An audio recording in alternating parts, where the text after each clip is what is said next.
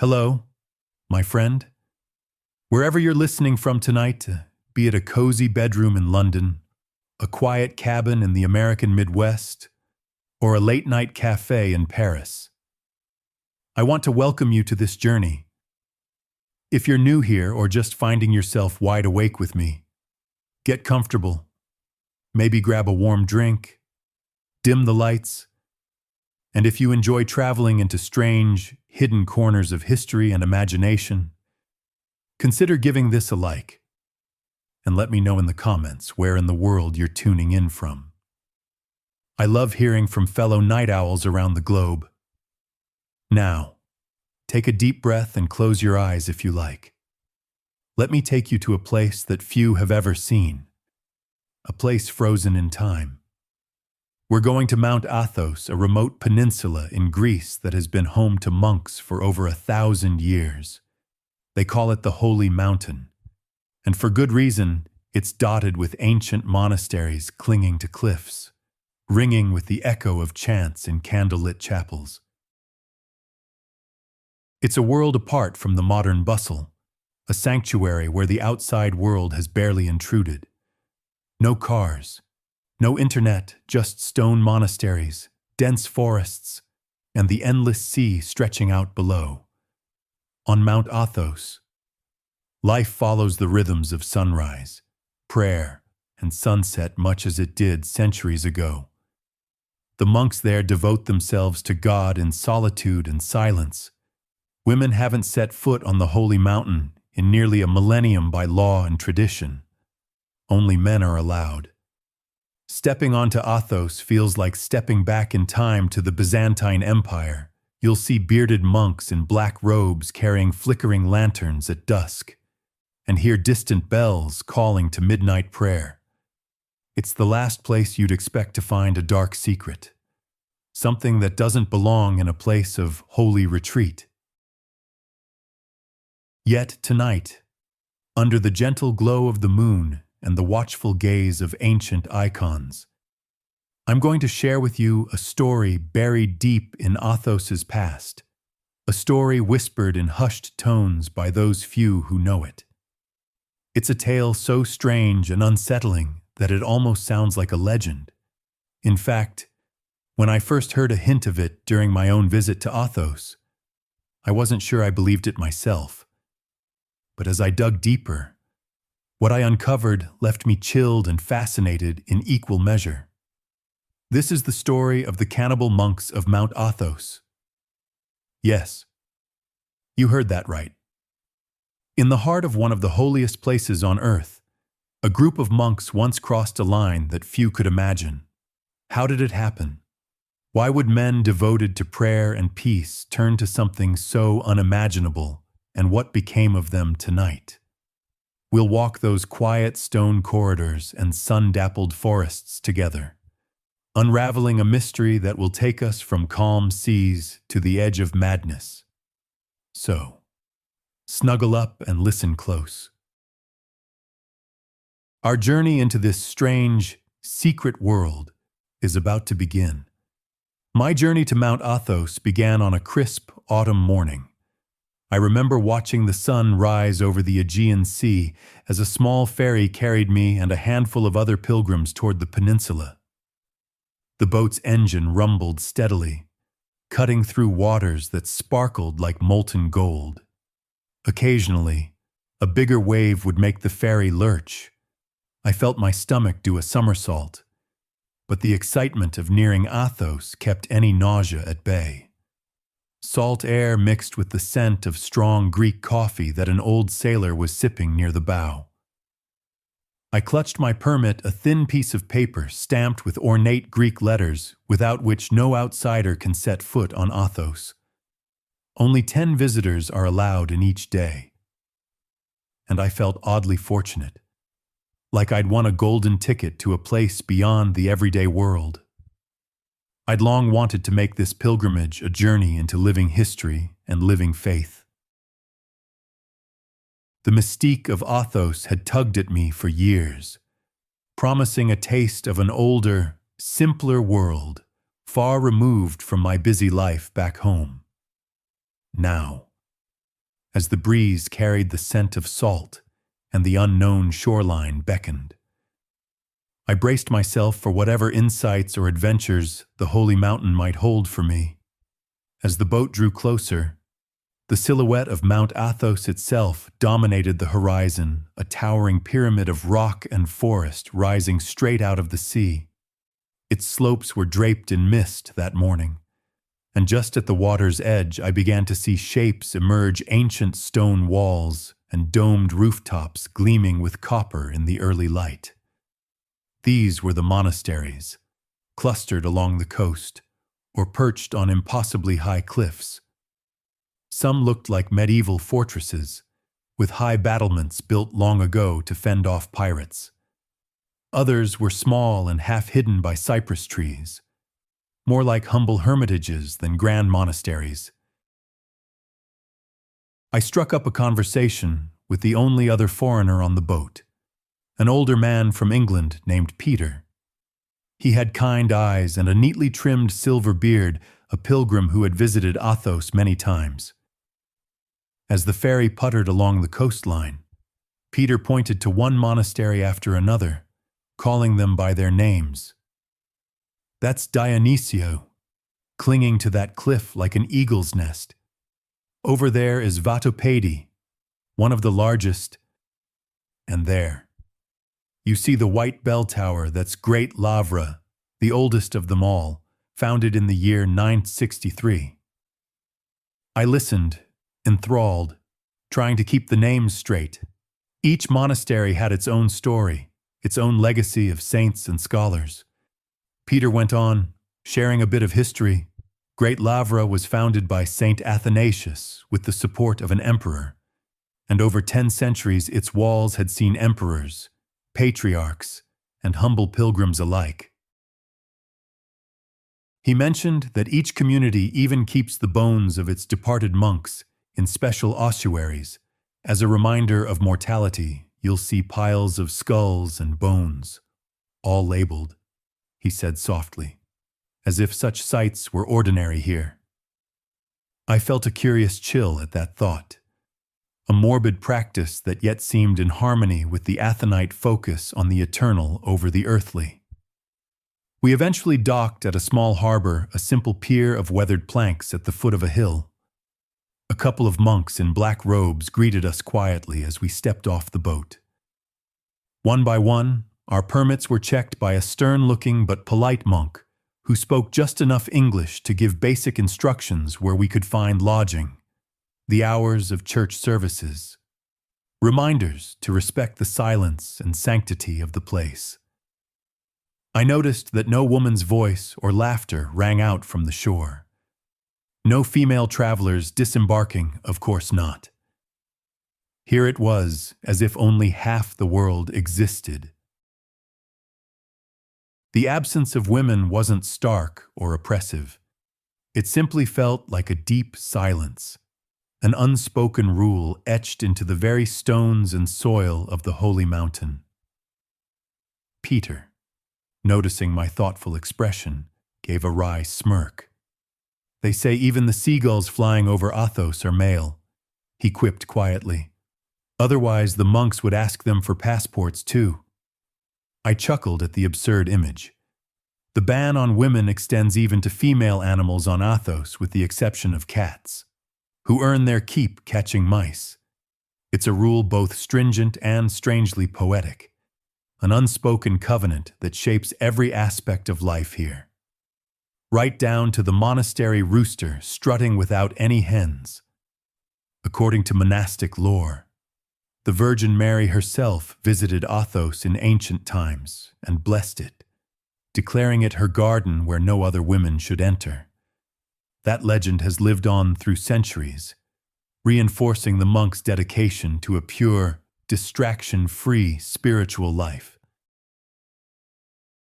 With a small backpack over my shoulder, I followed a dirt path uphill along with Peter and a few Greek pilgrims. The path was lined with olive trees and wildflowers. Now and then a lizard skittered across the warm stones into the underbrush. Despite the sun climbing higher, the air held a kind of cool purity, It smelled of pine resin, sea salt, and something faintly sweet, maybe the wild sage and thyme that grew in patches along the trail.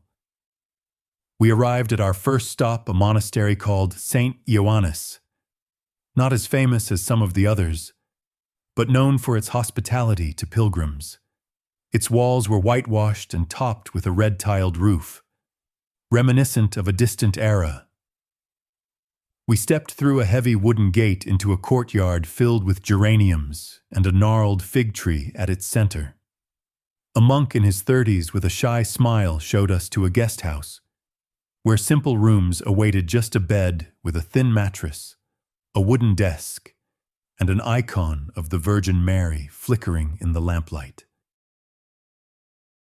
Over the next couple of days, I settled into the gentle rhythm of Athos. Before dawn, the bell of the monastery would toll softly, and I'd wake to the sound of distant chanting. The monks were already in the church, their voices low and melodic, blending with the faint crow of a rooster somewhere in the dark. I'd wrap myself in a jacket against the pre-dawn chill and slip into the back of the candlelit chapel to observe the morning prayers. The glow of dozens of beeswax candles illuminated frescoes of saints on the walls, their eyes seeming alive in the dancing light. Incense hung heavy in the air, a rich swirl of frankincense and myrrh that made the stone chapel smell like eternity. I remember the way the incense smoke curled upward, catching shafts of early light coming through a high window, and how the monks' chanting made my chest ache with its beauty even though I understood none of the words. Daytimes were quiet and unstructured for us pilgrims. We might take a walk along the footpaths connecting monasteries, or sit under a tree reading or just absorbing the stillness. One afternoon, I helped in the vegetable garden, pulling up carrots alongside an old monk who cheerfully pointed out the proper way to weed, gesturing more than talking. At one point, I mistook a young onion shoot for a weed and yanked it out, eliciting a gentle chuckle from the monk. Meals were taken in a large refectory, with the monk's always simple, austere fare. I especially remember the lentil soup, thick, hearty, and surprisingly delicious, with a drizzle of olive oil served with coarse bread and black olives. The monks ate in silence while one of them read aloud from the lives of saints in Greek. I couldn't understand the reading, but the drone of his voice in that cavernous, centuries-old hall was strangely soothing. High above us, the vaulted ceiling was painted with an image of Christ Pantocrator, and his solemn, all-seeing eyes gazed down as we spooned up our humble dinner. It felt timeless. In the evenings, after the sunset turned the sky to ember and ash, I often wandered just outside the monastery walls. The sense of peace was profound. There were no city lights, so the stars came out by the thousands, and the only sounds were waves gently lapping at the distant shore, and the occasional hoot of an owl in the forest. I'd never seen the Milky Way so clearly, an ethereal band of silver overhead. On those nights, I understood why monks came here to get closer to God. Surrounded by that natural beauty and silence, I felt like I was on the threshold of some great mystery. Little did I know that I was about to stumble into a mystery far darker than I'd ever anticipated. It began innocently enough on the third day of my stay. I had decided to hike a bit further from St. Ioannis, following an old mule trail that meandered through a dense forest of pines and chestnuts. Peter had told me of a tiny abandoned chapel a couple of miles inland, on a hillside clearing. That was worth a visit for its serene view. With his directions in mind, just follow the path until you see a large, twisted oak, then turn uphill. I set out in the late morning, the sun filtering through the canopy in golden shafts. The forest around me was alive with subtle sounds, a distant woodpecker tapping, the whisper of a breeze high above in the pine tops. Yet as I went deeper, a hush seemed to fall. My footfalls on the carpet of last autumn's leaves sounded unnaturally loud. I paused for a moment to catch my breath under a huge chestnut tree, in the far distance, from another monastery on the coast, perhaps. I heard the faint ring of a bell marking the hour. The soft dong barely carried through the woods before silence closed in again. It struck me how completely alone I was. That single bell toll was like a reminder that the rest of the world still existed somewhere beyond these trees. As I walked, I felt utterly alone, in a good way. There were no distant car engines, no voices, just the crunch of my boots on leaves and the occasional rustle of a breeze stirring the treetops. The path eventually narrowed as it climbed. True to Peter's word, an ancient oak tree appeared, its trunk split by lightning long ago and frozen in a dramatic pose. I turned up a smaller trail from there, barely more than a goat track. After a short but steep hike, the forest opened up into a small clearing, and there it was, the abandoned chapel. It was a humble stone structure, no bigger than a one-room cottage. Ivy and wild roses clung to its crumbling walls. A wooden door hung half open on rusted hinges, and the remains of a bell tower jutted up on one side, missing its bell. Clearly, it had been deserted for a long time. Yet it was still enchanting in its solitude. The clearing offered a breathtaking view through a gap in the trees. I could see the expanse of the sea far below, and the outlines of distant monasteries along the coastline. I sat on a mossy stone bench outside the chapel to catch my breath and enjoy the panorama. The air was cooler up here, with a piney resin fragrance and a subtle hint of the sea carried on the wind. After resting, I decided to peek inside the chapel. Pushing the creaking door gently, I stepped into the dim interior. Dust motes swirled in the light that snuck through cracks in the roof. Inside, the air was cool, tinged with the scent of decay and burnt oil from lamps long extinguished. I had to stoop under a veil of cobwebs stretched from the doorframe to a toppled candlestand. An old wooden icon of a saint lay face down near the entrance, its paint peeling from years of damp. I gently propped it back up against the wall, revealing the faded image of an archangel sternly gazing into the gloom. Inside, the chapel was mostly empty, just a few rotting wooden pews and a simple altar at the far end. Faded frescoes of saints were barely visible on the walls, their features lost to time and to moss that crept in from the damp corners. The floor was stone, and in places where tiles had broken, small weeds had pushed through.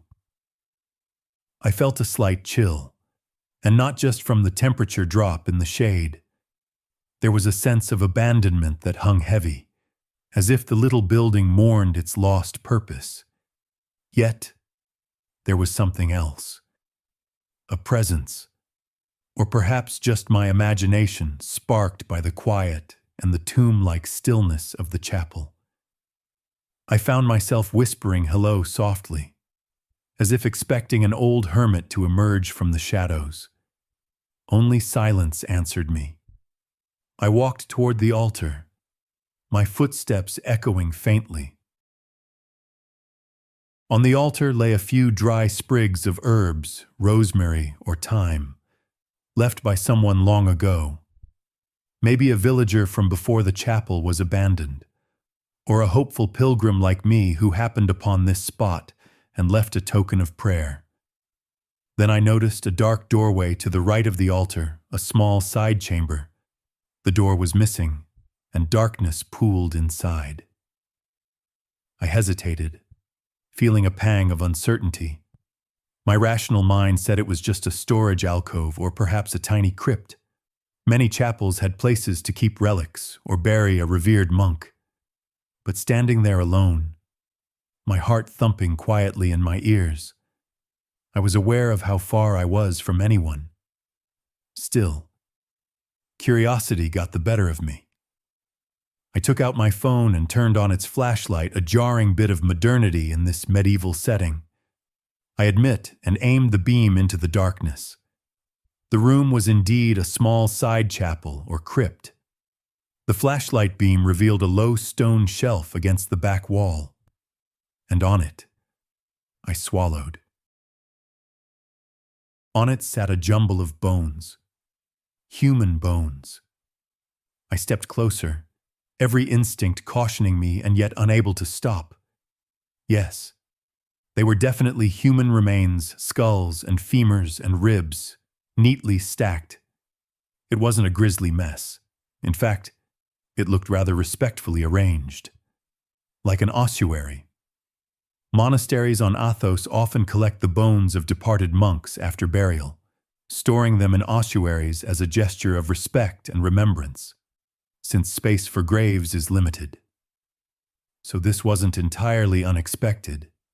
Yet it was the first time I'd come face to face with such an array of skulls outside of a museum. A dozen skulls, at least, yellowed with age, some with neat black ink inscriptions on their foreheads, likely the names of the monks and the dates they died. Though I couldn't decipher the faded script, I felt a mix of awe and unease. Here lay the last tangible traces of those who once prayed in this now silent chapel. I silently mouthed a polite greeting, a little habit I have when encountering graves, something like, "Hello, gentlemen. I see you." It felt like the right thing to do. I was about to turn to leave when something caught my eye among the bones. There was a particular skull on the lower shelf that looked a bit different. Stepping closer, I saw that unlike the others, this skull had no inscription. In fact, it had a strange discoloration along the temple and jaw, as if stained by something. I gingerly picked it up, an act that in hindsight, I realize might seem disrespectful, but my curiosity overrode my caution. The skull was lighter than I expected, hollow and brittle. Running my flashlight over it, I noticed something that made my skin crawl. There were scratch marks on the bone, right on the brow ridge and cheekbone, long, parallel scratches, and a few small indentations that looked like bite marks. I frowned and told myself it must be animal activity. Rodents often gnaw on bones for calcium. That's a known fact. Perhaps mice had nested here at some point. Yet these marks looked oddly deliberate and human-sized.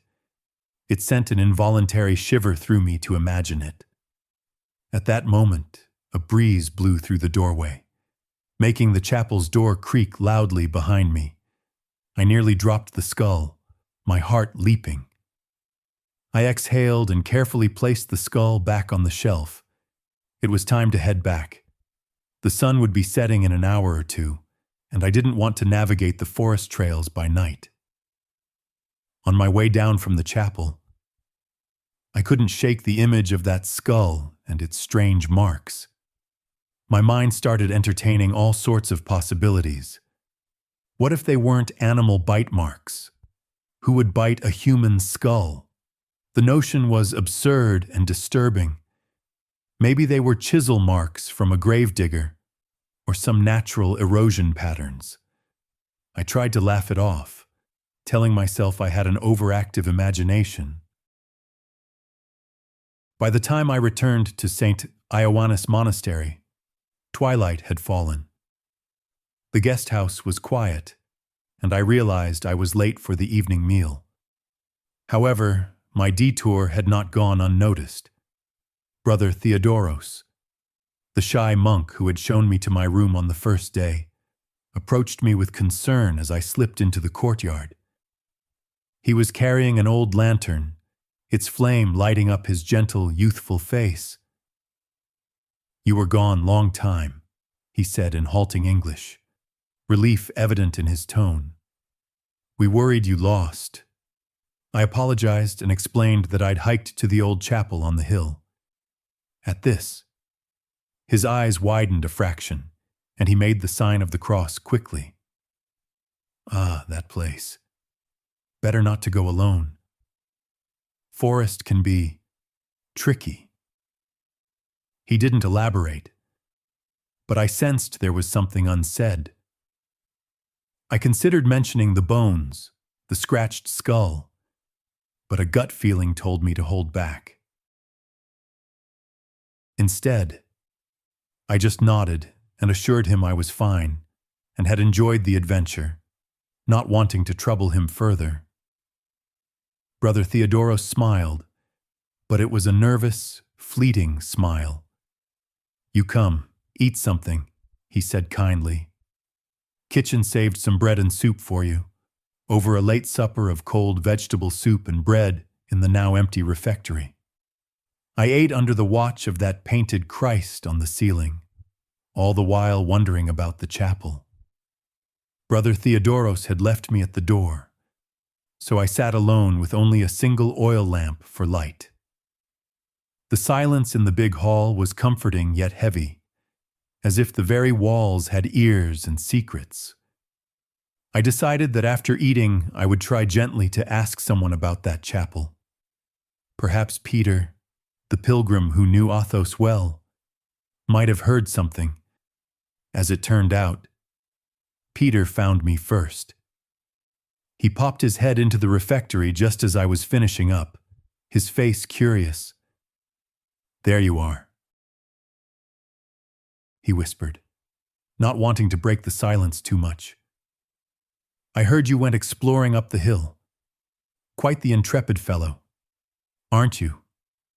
I smiled. "I suppose I am. That chapel you mentioned. I found it." Peter stepped in and softly closed the heavy door behind him, sitting across from me. The golden lamplight cast shadows that danced on his face. Beautiful spot, isn't it? But a tad eerie, too. Not many go up that way these days. I lowered my voice. "Do you know why it was abandoned? It didn't seem to have suffered fire or anything obvious." He leaned back and scratched his chin. "Not entirely sure. Abandoned skeets and chapels dot this mountain, you know. Communities come and go. Sometimes there's simply not enough monks to maintain every place, or they consolidate into the larger monasteries for practical reasons. Could have been that." He paused. "Though, there are stories." My heart quickened. "What kind of stories?" Peter glanced at the door, as if to ensure no monk was listening. "Local legends. Really. The monks here are often tight-lipped about them, but I've heard a whisper or two over the years. Some say that particular chapel, well, the skeet it belonged to, actually fell to a great tragedy. A long time ago. 18th century, perhaps. A tragedy I kept my tone casual, though I felt anything but." He continued in a low tone, clearly relishing a chance to share a bit of folklore. "They say one winter, the monks living up there all vanished, or died. Accounts differ. Some blame starvation or disease. Others speak of something stranger. I've even heard one person hint at how to put it?" He gave a small, apologetic laugh, at some sort of madness that overtook them. I felt a chill that had nothing to do with the night air. Madness. "What do you mean?" Peter shrugged lightly. "That's as far as the old man who told me would go." He was a monk from another monastery, and I could tell he regretted even saying that much.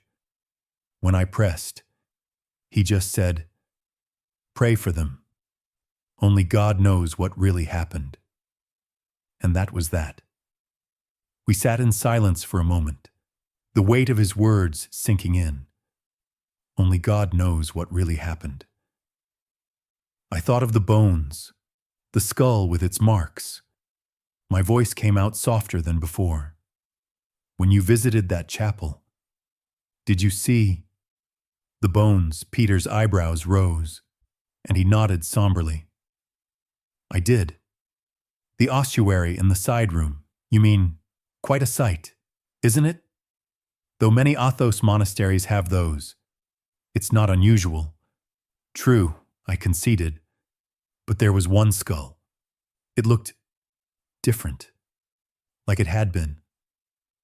I stopped, unsure if I wanted to voice it. Peter studied me for a long moment, and in his eyes I saw a glimmer of something: recognition or fear. He spoke quietly, each word deliberate. Like it had been gnawed upon, the bread in my mouth turned to paste as I realized he knew exactly what I meant. I swallowed hard, nodding. You saw it too. He sighed, his shoulders heavy. Yes. The first time I found that chapel, years ago, I noticed it as well. I've never mentioned it to the monks here. It didn't feel right to ask. But it made me wonder. In all my travels, I've never seen marks like that on a human skull. Not in an ossuary, at least. A cold finger of dread traced up my spine. This was real. I wasn't imagining things. What do you think happened up there? Peter, honestly? Peter looked at the flickering lamp, the golden light reflecting in his troubled eyes. Honestly, I fear something terrible took place. Something beyond the usual tragedies of monastic life. Perhaps desperation, or a lapse of sanity in isolation. I can't say for sure. But if those marks are what they appear to be, then the stories of madness aren't far-fetched at all. His voice had dropped to a near whisper with that last line, and I realized my hands had clenched into fists on the table. I forced them to relax, flexing my fingers. I also realized I wasn't feeling sleepy at all anymore. If anything, adrenaline had chased away any drowsiness. We decided to leave the refectory and continue our conversation more privately outside, under the stars. It wouldn't do for a curious monk to catch wind of what we were discussing out of respect. And frankly, because I sensed this was a topic the monks themselves might prefer remain buried. Peter and I walked to the edge of the courtyard, where a low stone wall overlooked a slope of olive trees. The Great Bear constellation hung low in the sky, and a crescent moon had risen, casting a faint silver light over the landscape. The scene was peaceful, almost deceptively so given the turmoil of my thoughts. Peter spoke softly beside me. I'm leaving tomorrow, heading back to the mainland. But I have something for you. Something that might help you understand a bit more. Wait here. He slipped away into the shadows toward the guest house. I stood there, the night wrapping around me like a dark cloak. A gentle breeze stirred the leaves, making a dry, rustling sound. In the distance, I could just make out the sound of the sea. My mind wandered back to that ossuary. How many skulls? 12 at least, maybe more, all stacked like a secret congregation of the dead. Had all those monks simply died of cold and hunger? Or was there a darker story behind their fate within a few minutes? Peter returned, holding a small leather-bound notebook. It looked old, the leather soft and scuffed by time and use. He handed it to me carefully. I was given this by that same monk who told me about the tragedy. He explained, "It's in Greek. and I haven't been able to decipher much of it beyond a few passages. My Greek is rather limited. But from what I gathered, it's some kind of chronicle or diary from that skeet, possibly written by one of the last monks who lived there.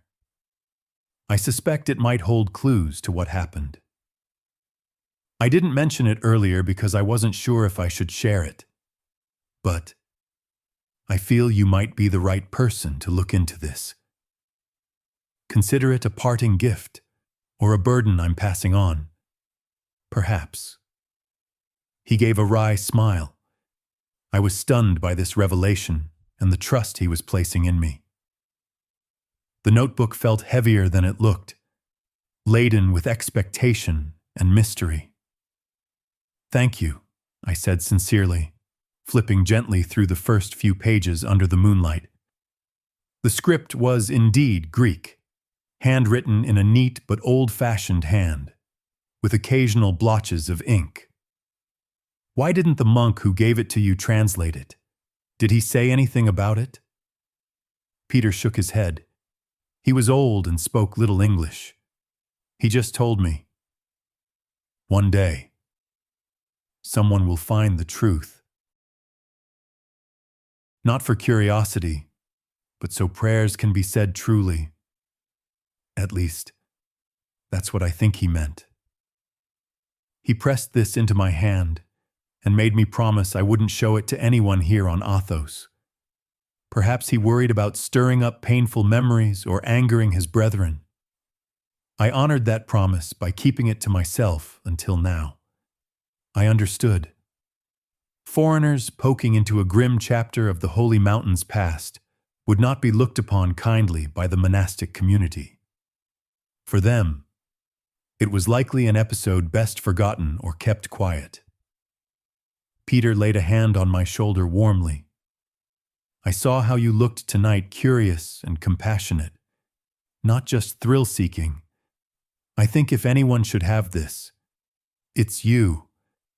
Maybe you can get it translated when you return home, or if you know some Greek yourself, even better." I admitted that I had a rudimentary understanding of biblical Greek from some theology classes I took in college, but this handwriting and likely archaic style would be challenging. Still, I was determined to try. "I'll be careful with it," I promised. He smiled, looking relieved to pass it on. We talked a while longer, but mostly about mundane things, his experiences on Athos over the years, the friends he'd made among the monks, the beauty of the icons in the main church of Great Lavra he urged me to visit. Clearly, he wanted to move away from the dark topic now that he had armed me with the means to pursue it if I chose. Eventually, we parted with a warm handshake, and he bid me good night. I climbed the stairs to my little guest room under the eaves, the diary clutched in my hand and my mind racing with anticipation and trepidation. My room was simple and spare, as was customary, just a small bed, a writing desk, and a narrow window overlooking the courtyard. An icon of St. John the Baptist hung on one wall, watching over me with stern, painted eyes. I lit the oil lamp on the desk and sat down, placing the leather-bound notebook before me. Outside, the monastery had fallen into deep silence again, with only the chirp of crickets and distant hoot of an owl. Most monks would be asleep until the wake-up bell in the early morning. I opened the notebook gently, conscious that this could be a fragile piece of history. The pages were yellowed, the ink varying from brown to near black in places, as if written with different batches of ink or over a long time. The first page had a date in Greek numerals. I deciphered it as best I could, 1778. My heart skipped. Was this diary nearly 2.5 centuries old? It seemed so, and that date, it matched the era Peter had mentioned for the supposed tragedy. I began to read, slowly, stumbling over unfamiliar words now and then. using context to infer meaning. It was the diary of a monk. He called himself Neophytos in the introduction, a name meaning the newly planted or figuratively novice. Perhaps he was a younger monk at the time of writing. His first entries spoke of everyday life at the small skete of a saint, whose name was a bit obscure. The saint's name in Greek letters was unfamiliar to me, possibly a local saint or a less common one. He described the routine, much like I'd experienced prayers, gardening, copying holy books. He mentioned brothers by name, an elder Paisios, a father Gregorios, a few others. They were a community of about 15 monks, it seemed, living in that small cluster of buildings of which the chapel I visited was a part. Neophytos's tone in the early entries was light and full of devotion. He wrote of his joy at being accepted into the brotherhood, of the beauty of the location, perched as if in the palm of God's hand, overlooking the vastness of his blue sea, of the kindness of Elder Paisios who led the skete. There were anecdotes of daily life, a wild goat that kept raiding their garden, a night when the candles blew out during liturgy and they all stood in the dark singing until the wind passed. As I flipped through, I saw later entries where the handwriting became more hurried. The lines slanted more, and dark blots marred the page as if written under stress. My pulse quickened. I knew that something must have begun to go wrong. I decided not to skim. This was something to approach with respect, to absorb fully. So I started again from the beginning, reading each entry by the warm glow of the lamp. As I did, it felt like the little room around me faded, and the world of 1778 came alive in my mind. I could almost see Neophytos, perhaps a young man in his 20s, quill in hand, sitting in that same chapel or perhaps in a cell nearby, writing by lamplight while his brothers slept, or while storms raged outside.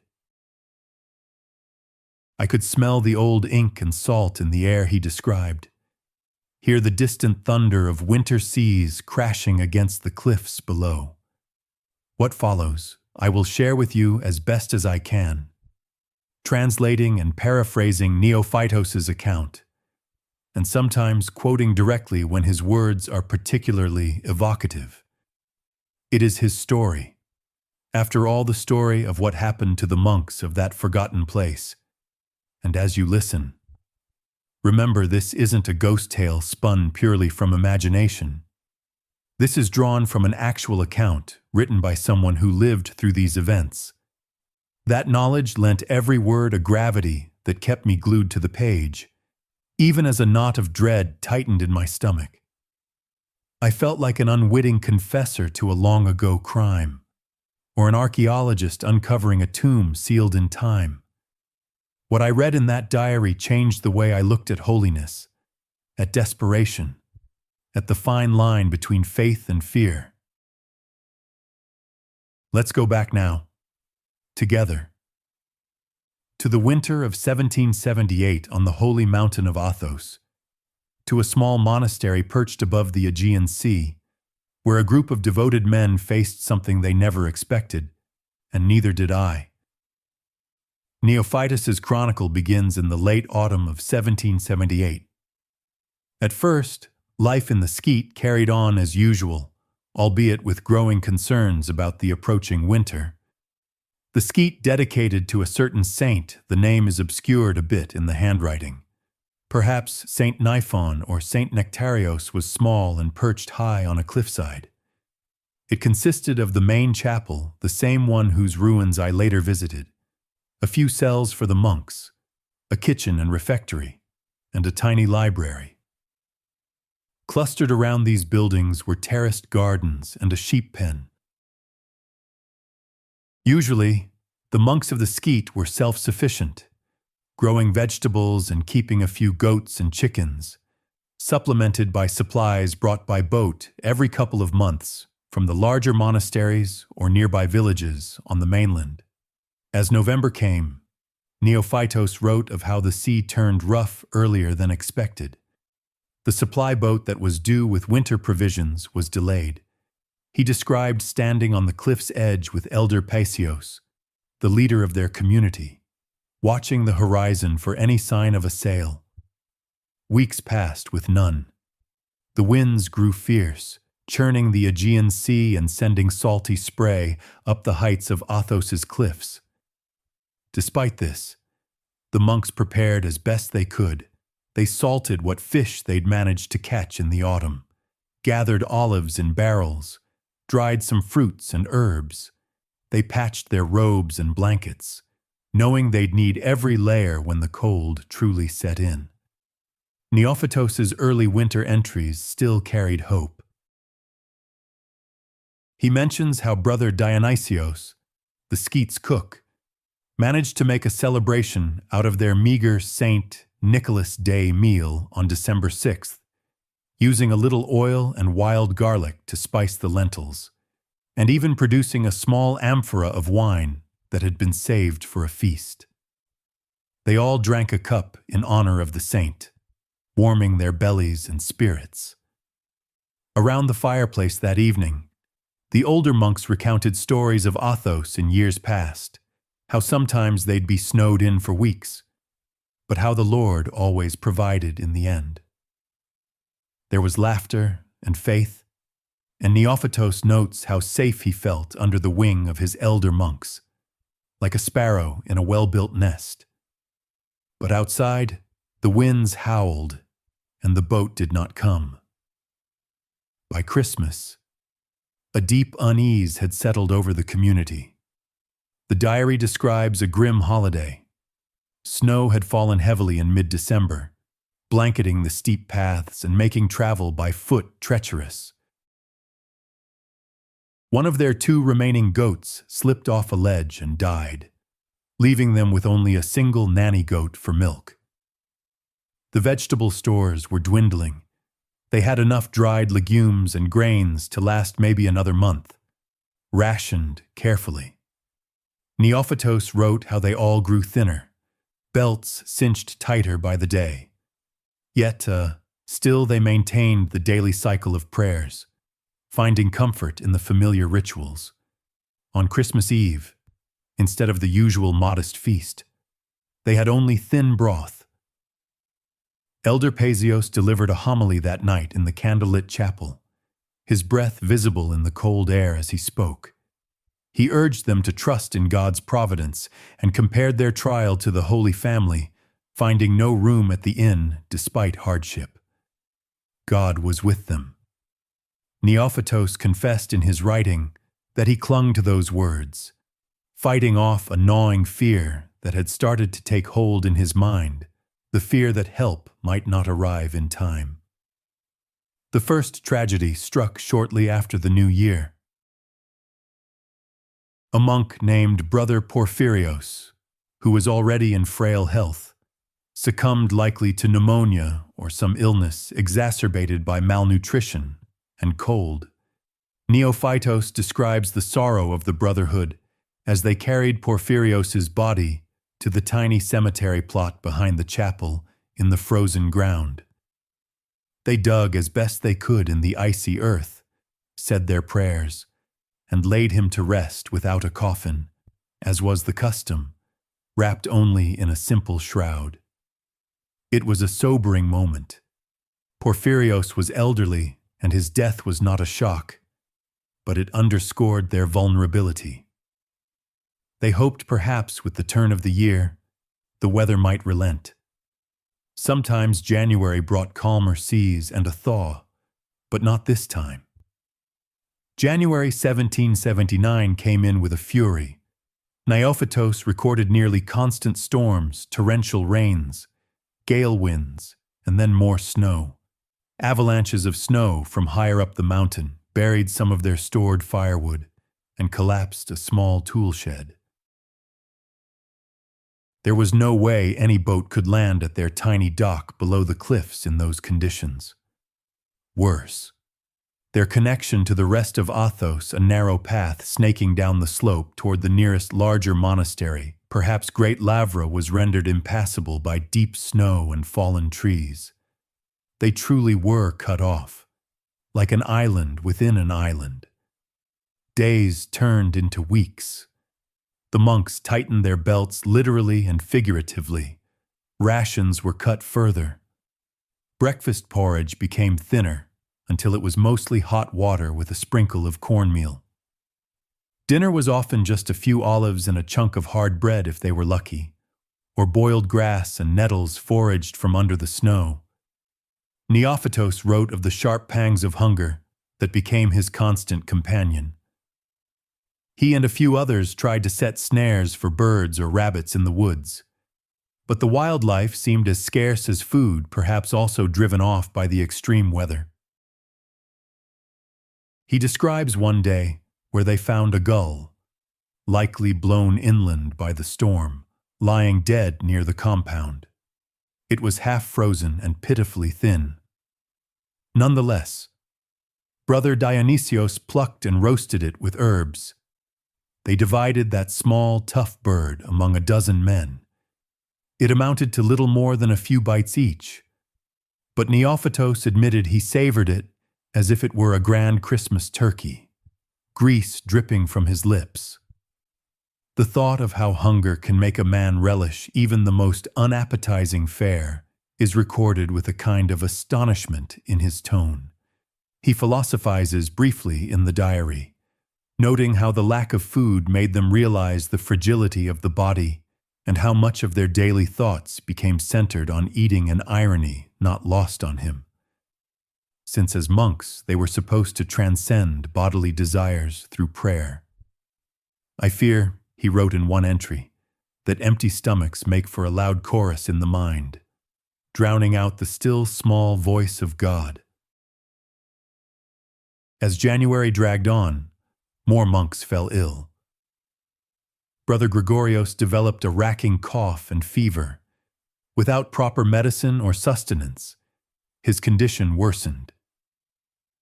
Neophytos recounts the night Brother Gregorios died. A ferocious storm was battering the buildings, wind screaming through every crack. They huddled around Gregorios's cot, praying the psalms as he labored for breath. When he finally passed, Elder Paisios closed the man's eyes and whispered, "Lord, receive the soul of your servant." They were now two down, Brother Porphyrios and Brother Gregorios gone in short order. The ground was too frozen to dig a grave in the blizzard, so they moved Gregorios's body into an empty shed to keep it cold, intending to bury him when the weather allowed. It was a practical decision, but one that later took on a more sinister light. Neophytos's tone darkens after Gregorios's death. The shock of losing two brothers in such a short time, coupled with the relentless hunger, cast a pall of gloom over the skeet. Yet they still did not waver in their spiritual duties. They continued to hold services, albeit shorter ones as their strength waned. Sometimes, Neophytos noted, a brother would faint from weakness during the longer vigils. They began to cut those vigils short and focus on essential prayers, using the cold and hunger as a kind of unintended ascetic practice. One entry that struck me described a dream Neophytos had. He dreamt of a grand banquet in his hometown tables laden with steaming dishes of roasted lamb, fresh bread, figs, and honey. In the dream, he was a child again, and his mother beckoned him to eat. He woke up with the taste of imaginary roast on his tongue and tears in his eyes, knowing it was just a cruel fantasy. He confessed in the diary that upon waking, he nearly bit into a leather belt. So desperate was he for the sensation of chewing something substantive. Reading that, I had to pause and take a breath. The rawness of that hunger, conveyed across time, was palpable. He later discovered he was not alone. Others, too, spoke of dreaming vividly of food. Brother Dionysios dreamed of swimming in a lake of warm broth, another of biting into ripe apples only to wake chewing the corner of his blanket. Hunger had invaded not just their waking hours, but their very dreams, tormenting them with phantom feasts. By mid-February, the situation was dire. They were down to the last scraps of stored food. The weather had eased slightly at times, but still no help had arrived. The path remained blocked by heavy snow and ice. Perhaps the monks at larger monasteries assumed the skeets' inhabitants had evacuated or joined them when things got bad. Or maybe they simply had no means to check on them until spring. Communication on Athos in those days was mostly by foot messenger or signaling with smoke or bells. But with storms and distance, their cries for help might as well have been silence. Neophytos described how one evening they collectively decided to ration the remaining food in the fairest way possible. Each monk would get a small piece of dried bread and a cup of water per day. Nothing more. Some days, not even that if supplies ran out before a potential resupply. Elder Paisios led them in this decision, but he also added a stern directive no one was to hoard or hide food, and they must resist any temptation to steal from one another. He emphasized solidarity and sacrifice, saying if one of them faltered, the others must support him. They all agreed solemnly. They were a family, after all, bound by vows and brotherhood. That night, as they gathered for the brief evening prayers, no one had strength for a full vigil. Elder Paisios read softly from the Psalms, "The eyes of the Lord are upon the righteous, and his ears are open unto their cry. The Lord redeemeth the soul of his servants, and none of them that trust in him shall be desolate." His voice faltered on the last line. The promise of not being desolate hung in the cold air like a cruel irony. Brother Nicolaus clenched his jaw. Brother Antonios bowed his head, tears dripping onto the chapel floor. They all whispered, "Amen," clinging to any scrap of hope those holy words could still kindle. Yet, in the very next diary entry, Neophytos noted a disturbing incident. Brother Sergios, the youngest of them and not long tonsured as a monk, was caught late one night sucking on a leather shoe sole behind the kitchen, trying to extract any remnant of salt or sustenance. Another monk had stumbled upon him, gnawing on the hardened leather like a wild animal. There was no punishment. They all understood the desperation, but Elder Paisios took it as a grave sign that they were nearing the limits of endurance. He gathered them and urged them once more to hold fast, to have faith that relief would come. "Remember Job," he told them. "Even in the depths of suffering, he trusted in God. We must do the same. The dawn always follows the darkest hour." According to Neophytos, they tried to bolster each other's spirits. They prayed not just for deliverance, but for strength to resist despair, which they saw as the real enemy. He wrote, "Our stomachs burn with emptiness, but we strive to fill our hearts with prayer." Brave words, but behind them lay creeping doubt. Sometime in late February, the entry is undated, but context suggests around then. Neophytos describes waking up in the middle of the night to a strange sound. The wind outside had finally calmed to a gentle moan, and through the thin walls he heard something that made him sit upright on his straw mattress, a faint sobbing or moaning noise. Grabbing a lantern, he padded out into the corridor of the dormitory, following the sound. It led him to the chapel. Inside, he found Brother Antonios, a middle-aged monk with a normally jovial disposition, kneeling before the iconostasis and weeping. At Antonios's feet was a wooden bowl with a few uncooked lentils that belonged to the community's meager stores. It became clear that Antonios had been overcome with hunger and tried to take a small handful to eat privately. But guilt consumed him before he could even chew them.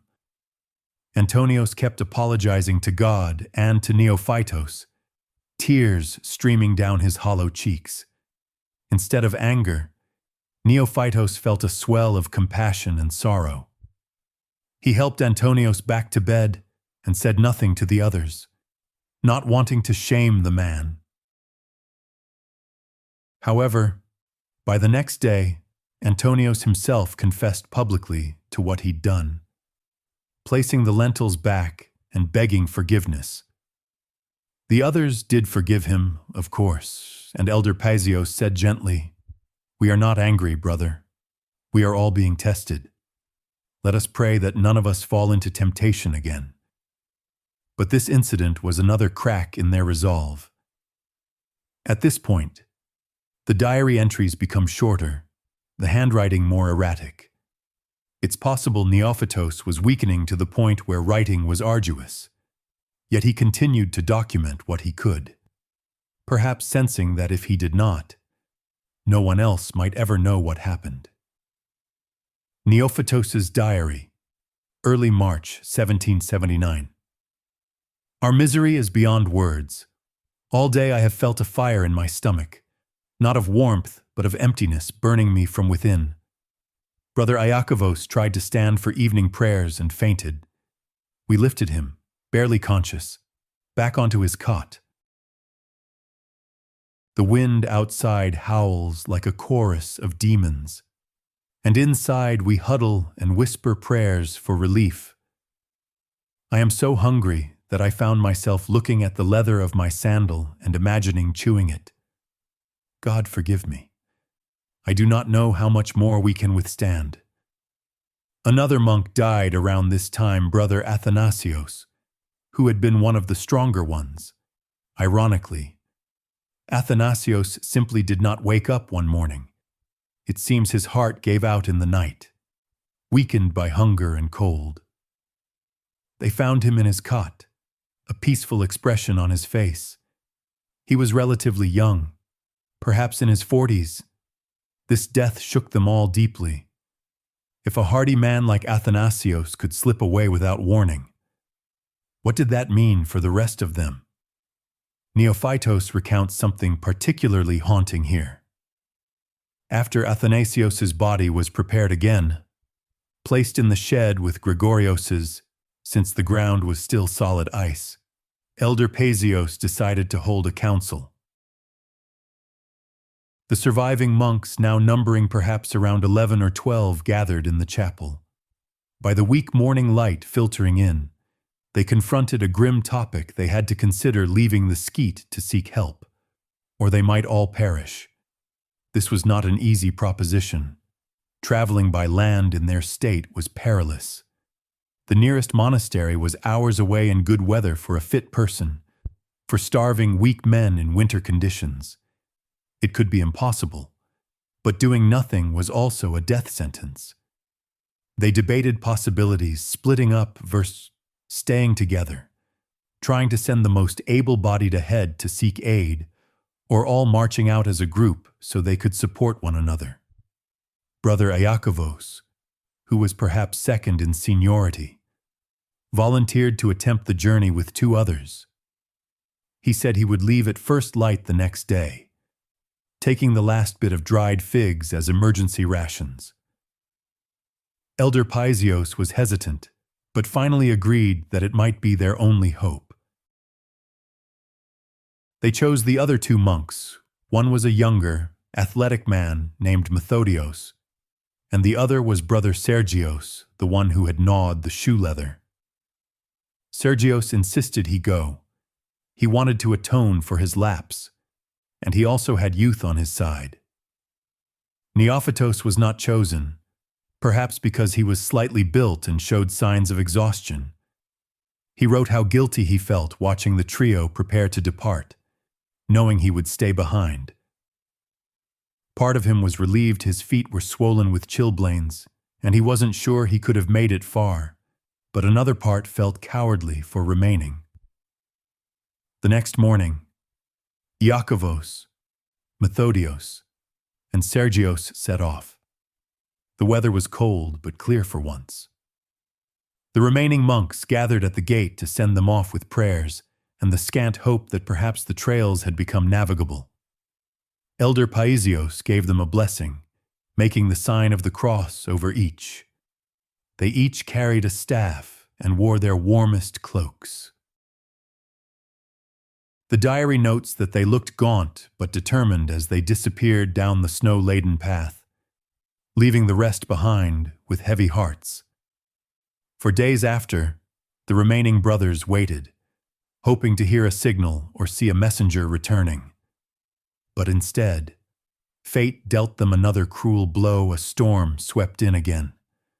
A monstrous late winter tempest that howled for 2 full days, dumping more snow and raking the coast with violent winds. In his diary, Neophytos despairs for the 3 who left, fearing they must have been caught in the open by that storm. Indeed, they never returned. Whether they perished on the way or managed to reach help but were too late or unable to get back. The diary doesn't say definitively. There's a later hint that some bodies were found after the thaw, but it's unclear if they were those monks or others. For now, they were simply gone without a trace. Their departure, intended as salvation, ended up leaving the remaining monks feeling even more alone. The Skeets' population was now down to perhaps 8 or 9, after subtracting those who died and the 3 who left. These included Neophytos himself, Elder Paisios, Brother Dionysios the cook, Antonios, and a few others whose names are mentioned less frequently. One was Brother Stephanos, noted as a quiet, very devout monk who had barely spoken during the whole ordeal, always deep in prayer. Another was Brother Nikolaos, who in earlier entries was the jokester of the group, but had since grown silent and brooding. It's here that Neophytos' account grows particularly tense. The tone suggests a breaking point was fast approaching. Their food was effectively gone. They were starving in the literal sense, exhibiting signs of severe malnutrition, dizziness, difficulty walking, swelling in some from edema, and constant lethargy. Work of any sort had ceased. Their days were mostly spent conserving energy, huddling under blankets, occasionally staggering out to gather firewood when needed, though even that became a Herculean task. Neophytos describes one gray morning when he woke up to find Elder Paisios sitting on his bed, face in hands. The venerable elder, who had been their rock throughout this trial, was crying silently. When he noticed Neophytos was awake, Paisios quickly wiped his eyes and attempted a reassuring smile, but Neophytos could see despair etched in the lines of the old man's face. It was perhaps the first time Neophytos truly realized that Paisios, too, was at the end of his strength, both physical and spiritual. Around this time, something shifted in the group dynamic. Perhaps it was triggered by a whispered conversation or a stray thought made manifest. But Neophytos records that one of the monks began suggesting a solution so drastic that at first no one took him seriously. That monk was Brother Nikolaos, the former jokester turned brooder. Nikolaos, skeletal and weak, suddenly cleared his throat, breaking the silence. "Forgive me, brothers," he began, voice low and halting. "But I feel I must speak what's on all our minds." The others looked up at him in confusion. Nikolaos took a trembling breath. "We have done everything we can. except one thing: our beloved dead. They no longer need their bodies, but we, the living, do. For an instant, Neophytos wasn't sure he heard right. Brother Stephanos, normally mild, was the first to react with a stricken whisper. No, you cannot mean that. Nikolaos pressed on, words tumbling out in a rush, as if convincing himself along with them. Brother Athanasios, Brother Gregorios, they would bless us from heaven if their flesh kept us alive to continue our prayers on earth. They always taught us to share everything as a community. Would they not share even their bodies if it came to it? Stop this madness. Brother Antonios yelled, eyes blazing despite his sunken cheeks. God forbid, better we all perish than commit such a horror. Do you want to damn your soul? Nikolaos Elder Paisios made the sign of the cross repeatedly, his face ashen. Lord, have mercy on us, he murmured. His lips quivered as he tried to speak. My son, what you suggest, it is an abomination. We are men of God. We do not become wild beasts. He could barely choke out the last words. Nikolaos, however, did not shrink under their condemnation. He raised a shaking finger as if to lecture. Desperation edged his voice. Is it not said that God helps those who help themselves if we do nothing? We will all join our departed brothers soon. They have moved on. Their souls are with God. What remains here is mere flesh, the vessel they no longer need. Could it be that God left us their bodies for our survival? Neophytos felt a cold sweat on his brow. He realized with horror that some small part of him found a twisted logic in Nikolaos's words, and that terrified him more than anything. Judging by a few lowered eyes around the room, he wasn't the only one torn. Immediately, voices rose in protest around the fire. Several monks talked over each other, calling on saints' names, rebuking Satan, weeping in fear of what they were even discussing. God forbid we cannot rang out amid sobs. Nikolaos fell quiet under the barrage, but Neophytos caught him muttering, "We'll all be dead soon anyway," as he stared at the floor. The chamber erupted into shouting and tears. One monk, Brother Stephanos, buried his face in his hands and prayed aloud for God to deliver them from temptation. Another, Brother Ioachim, gripped Nikolaos by the arm and hissed, "Bite your tongue, brother, or the devil will slip in." The normally gentle Antonios was furious, shaking with indignation. "I'll die before I eat my brother's flesh," he cried, voice cracking. Nikolaos only responded with a hollow, desperate stare. After this argument, a heavy mood settled on the skeet. Some monks avoided others' eyes. A few formed tighter cliques for comfort. It's human nature, perhaps in crisis. Unity can fracture. Elder Paisios tried to mend things by leading a prayer of repentance for even speaking of such sin. They all dutifully participated, but the trust among them had frayed. The mere fact that one of their own had raised the specter of cannibalism was like a crack in the dam small, but growing under pressure, days more passed. Their condition worsened. Brother Stephanos, the quiet one, was found one morning collapsed in the snow just outside the chapel.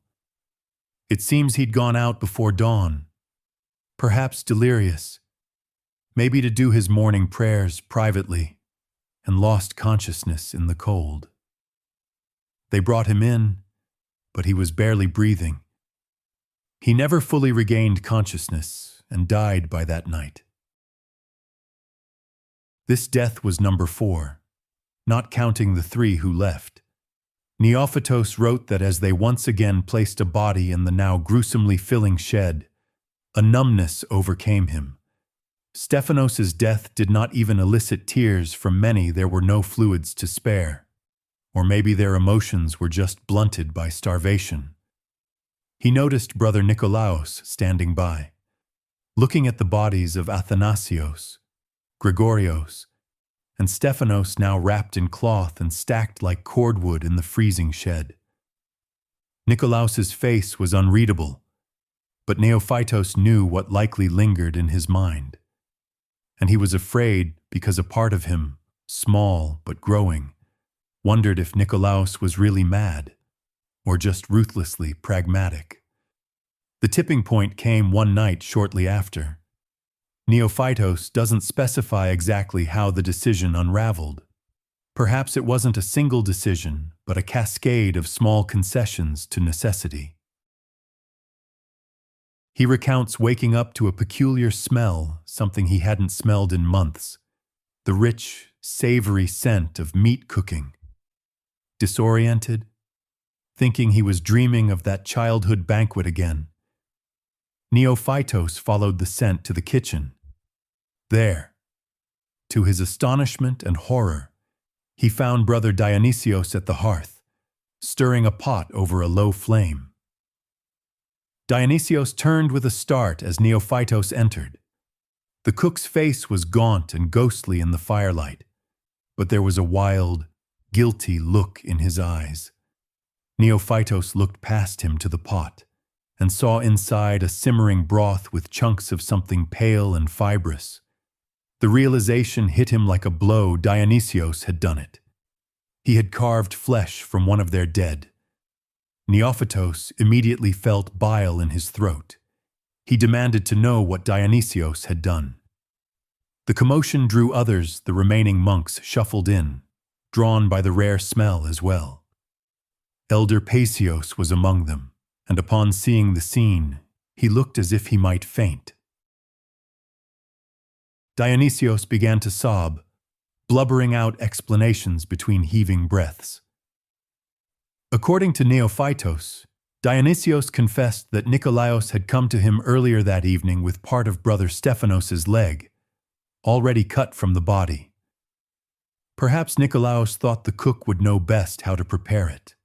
Or perhaps Dionysios had been in on the plan. Neophytos was unsure. Dionysios claimed he at first refused, horrified.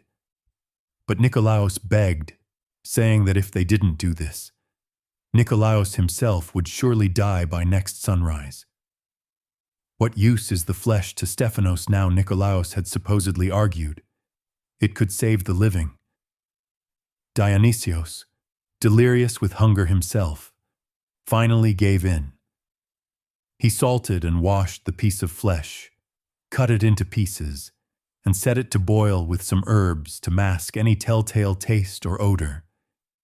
He said he was planning to call everyone to at least discuss it before serving, but his actions spoke otherwise. By starting the cooking, he had already crossed the line. The group's reaction was a mix of revulsion, shock, and most frighteningly for Neophytos to admit undeniable temptation at the aroma of that stew. The body's instincts war with the mind's principles at such extremes. One monk, Antonios, ran out of the room to retch in the yard, cursing and crying. Elder Paisios dropped to his knees right there in the kitchen, praying fervently for forgiveness and guidance, perhaps feeling he had failed to shepherd his flock away from this damnation. Nikolaos, who had been lurking by the door, stepped forward and said with a strange calm, "It's done. What's cooked is cooked. We might as well not let it go to waste." Neophytos in his diary admits with great shame that a part of him wanted to lunge at the pot, to devour every morsel of that forbidden meal. He describes his own internal battle tears streaming down his face at the horror of it, while his hands trembled not from fear but from yearning. The smell was intoxicating to a man who had eaten nothing but watery gruel and bark for weeks. It was Elder Paisios who made the first move that sealed their fate. And it wasn't, as one might hope, to cast the pot into the fire. Instead, the elder, shaking like a leaf, stood up and with trembling hands took a ladle. He murmured, "Kyrie Ellison Lord, have mercy," over and over, as if performing a twisted litany, and then he filled the ladle with a bit of broth and drank it. The others gasped. Paisios sank back to his knees, clutching his prayer rope. But the deed was done. He had signaled, perhaps unintentionally, that at that moment mercy in his eyes meant preventing the deaths of his remaining charges by any means necessary. If even the saintly elder could not resist, how could the others? What followed was almost inevitable. Nikolaos swiftly took bowls and started doling out portions. Brother Antonios, who had vomited outside, refused to touch it upon returning, calling them all murderers, even though the person they murdered was already dead. But after a few minutes, Antonios, seeing others sipping and moaning in relief as warmth and nourishment spread in their starved bodies, succumbed as well. He snatched a bowl and drank, tears of despair in his eyes even as he licked it clean. Neophytos writes that he ate the stew. He could barely bring himself to describe the taste. Mostly he said it was salty and rich, and his body craved it so badly that he wept as he swallowed, torn between disgust and visceral gratitude. He wrote, "We ate of our brother to save ourselves, and in doing so, we damned ourselves. May God forgive us." Neophytos's diary entry, late January 1779. God forgive us. Today hunger has driven us to an unspeakable act. The flesh of our dear brother Stephanos is now within us.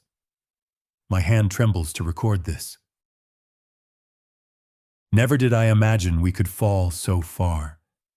We have prayed for mercy, but I know not if such prayers can be heard. I feel I have become less than a man, yet my body, now fed, betrays me by feeling relief. O Lord, see not our sin, only our suffering, and deliver us if it be thy will. Initially, the morbid sustenance did what Nikolaos claimed it gave them strength. Within a day or two of consuming this new food, they felt clarity return, a vigor in muscles that had been weak. But it also unleashed something else. They sliced flesh into strips and salt-cured what they could in the winter cold, essentially creating a ghastly form of jerky. With grim efficiency, they rendered what little fat brother Stephanos had on him into tallow over the fire and cut strips of his lean muscle to salt and dry.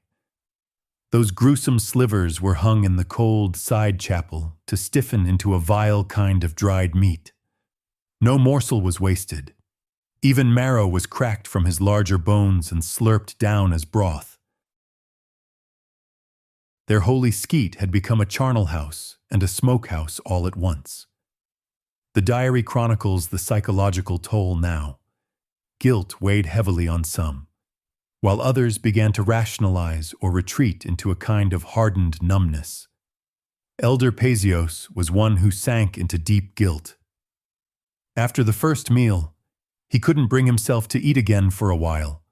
He locked himself in his cell, fasting as if trying to atone or reverse what happened, subsisting only on water while the others continued to partake in the grisly rations.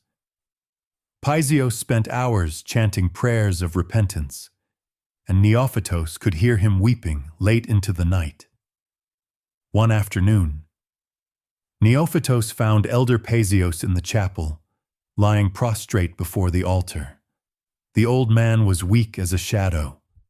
Neophytos gently urged him to drink a little water and take a bite of dried fruit from the meager stores.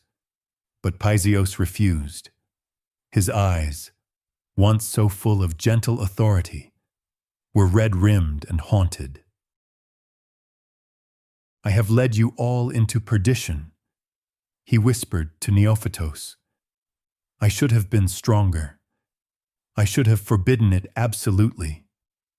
Neophytos clutched the elder's cold hand and tried to reassure him, saying that none of them blamed him, that he had only yielded out of love to save them. But Paisios only shook his head, tears tracing down his sunken cheeks. I fear God will judge me a coward, he said, voice cracking, a shepherd who let his flock stray into the abyss. Neophytos had no answer to that. He could only bow his head and weep alongside his spiritual father.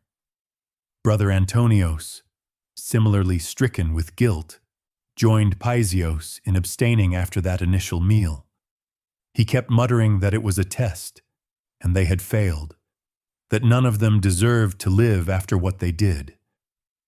There was a real fear he might harm himself, given his mental state.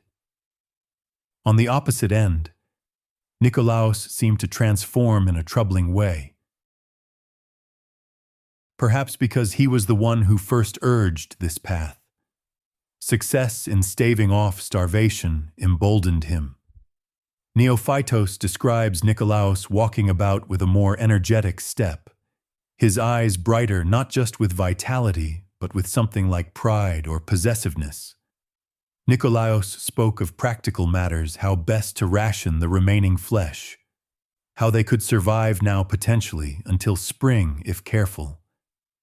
He even dared to say, when this is over, we must decide what story to tell about our brother's fate, implying they would concoct a lie to hide their act. This deeply disturbed Neophytos and some others. Brother Dionysios, the cook, was quieter now, resigned. He did what needed doing like a man in a nightmare, mechanically and without outward emotion. I suspect he disassociated himself from reality to cope. Neophytos himself swung wildly between the relief of satiation and the agony of conscience. One phrase he wrote sticks with me. Each morsel I swallow is a knot in the rope that may pull me down to hell, yet still I chew. It was as if he couldn't stop, the body's will overpowering the soul's revulsion. At nights, new terrors arose. Neophytos and others began experiencing vivid nightmares. One night he dreamed he was standing in the chapel for matins. The lamps were unlit, yet he could see clearly by a sickly gray light. One by one, the departed monks filed inside Porphyrios, Gregorios, Athanasios, Stephanos, even poor Antonios. They took their usual stalls in silence. Elder Paisios was among them, alive in the dream, though barely so in reality, and he began to intone the prayers. The dead opened their mouths to join the chant, but instead of voices, a torrent of blood gushed out, flooding the chapel floor. Neophytos waded through it, horrified, and woke with a scream, the metallic tang of imagined blood lingering on his tongue. On another night, he dreamt Athanasios was knocking at his cell door. In the dream, Neophytos opened it eagerly, only to find Athanasios's skeletal figure standing there. "Why did you eat me?" the skeleton asked in a gentle, heartbreaking voice before disintegrating into a pile of bones at Neophytos's feet. These terrors jolted him from sleep regularly, leaving him drenched in cold sweat and clutching his prayer rope in the dark. He later learned he was not alone in these torments. Brother Dionysios began muttering about shadows moving in the corners of rooms. One evening at twilight, Dionysios suddenly bolted out of the kitchen with a shriek, nearly knocking Neophytos over. The cook's eyes were wild with fear. "He was there," Dionysios babbled. "Brother Gregorios, standing right there." He pointed into the empty kitchen corner. The others exchanged uneasy looks. There was nothing. They tried to calm Dionysios, assuring him it was a trick of the light or his mind.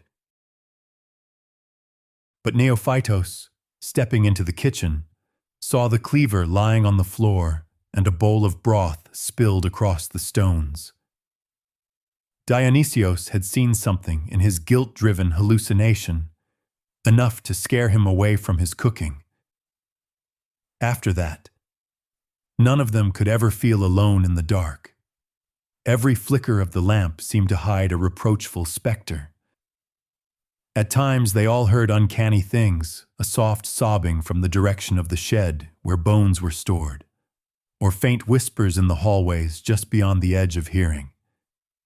Perhaps it was just the wind keening through cracked shutters, or rodents scuttling in the walls. But in their state, the simplest sound became an omen of spiritual retribution. They took to burning incense constantly, filling the foul air with clouds of frankincense in hopes of warding off evil spirits, or, as some secretly hoped, appeasing the souls of their dead brothers. The boundary between reality and nightmare began blurring for them. Hunger was replaced by a new kind of haunting, and if that were not enough, their actions sowed seeds of distrust too. After all, they had broken a sacred taboo together, and that bound them in complicity. But what if someone's guilt became too much? Would they confess to the authorities or other monks if ever rescued? Each might wonder about the other's silence in future. At one point, Neophytos overheard a hushed argument between Nikolaos and Antonios. Antonios, still fasting in protest, lashed out saying Nikolaos had led them to damnation and that he'd confess everything if he survived. Nikolaos grew angry, accusing Antonios of hypocrisy since Antonios did eat initially.